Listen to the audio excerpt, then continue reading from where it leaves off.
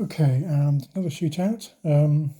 Just to explain, these tests are really aimed at FL Studio users who are looking at new hardware and want to have some kind of real-world idea of how hardware and software, I guess, because they're different operating systems here, compares to each other.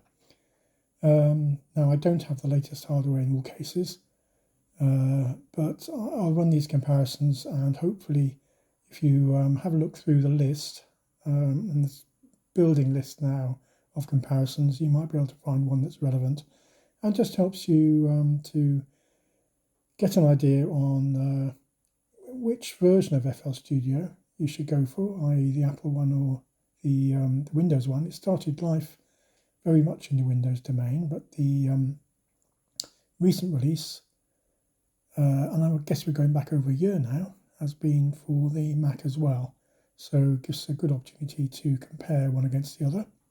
You're looking here at a Surface Laptop 4. It's an 11th gen i7 with 32 gigs of RAM, and the Mac Mini on the right, which is the base specification, M2 processor, 8 gigabytes of RAM. Now, ideally, I would be testing out the latest Surface Laptop 5, because that's got a 13th gen i7, so 2 generations later. But this is what we have, so I thought it's worth showing you this. Still quite a good spec on the left for the Surface Laptop 4, but I'm expecting the new M2 processor to do well. But let's see how we go. Let's kick it off. So, as before, the first reading I give will be the one on the left, which is the Surface Laptop. The second will be the Mac. So we're currently looking at readings of 23, 22 for the Surface Laptop 4 against 22, 23 for the Mac Mini. So fairly comparable, but in a previous test I did with the Macbook Air M2, they started off similarly, and then the MacBook showed that it was having to work less hard. So it'll be interesting to see if the Mac Mini, which shares a lot of the same internals, is similar. So we're currently looking at, I've lost the reading, 19 on the left and 22 on the right. So at the moment, the Surface Laptop 4 having to work harder. I'm expecting that to change as the processor is put under a bit more load as the song builds up. And this is a song by Nine Loops called Keep It Simple.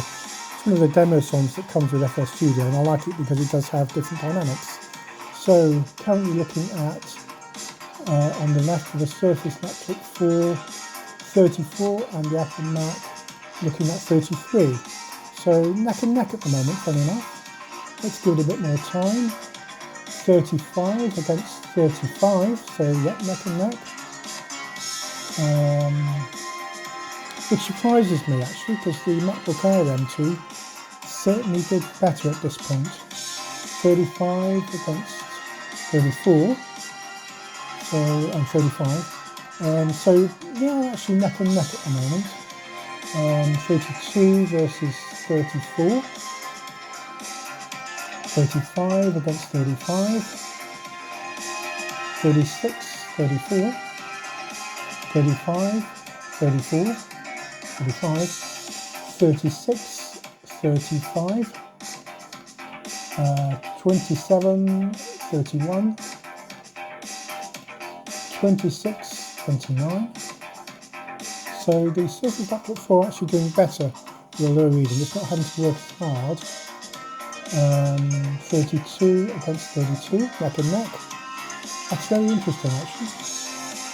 33 against 31. 34 against 38. Now, since I did the MacBook Air test, we have got later versions of Windows 11. These are both running the latest versions of the operating system that's available at the moment. 34 versus 34, so neck and neck. 32 against 31. Interesting. Still the same. 32 versus 31. 29 against 29. Let's be honest, they're neck and neck, and I don't think any individual segment where one is 1 or 2 points above the other is going to make a lot of difference. So I think I'm going to call this as being even Stevens. Let's turn them off. And my comment would be the Surface Laptop 4 on the second-hand market with this specification is around £800. The Mac Mini, you're probably not going to be able to get it second-hand. I think brand new is about £600.